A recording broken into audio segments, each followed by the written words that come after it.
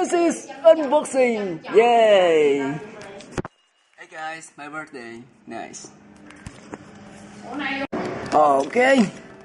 Let's open it anyway. Now I have...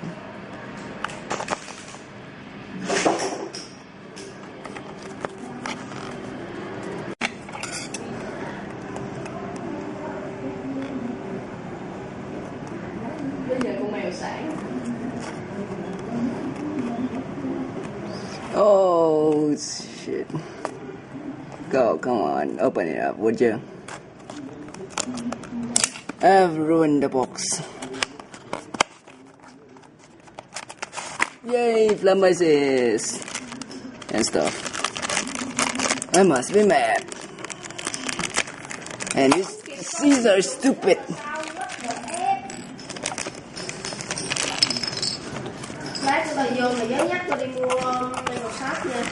What do you mean metal shop? Oh.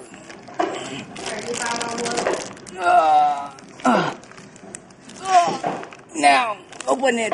Oh. Ê, Galaxy có đặt bay có đặt bay được con gì của mày không? Con bờ phốt của mày không? 200 năm nữa.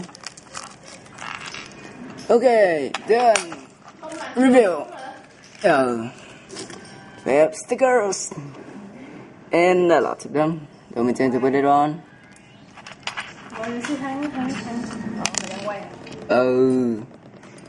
Facebook and yeah, clear wheel. What the hell? Weird design. Claim. Yep. 230. Not like much, but you know. But anyway, friends, we have the instruction manual, blah, and the tools. Right. Yeah, that's it for now. Stay tuned. New gameplay video coming up.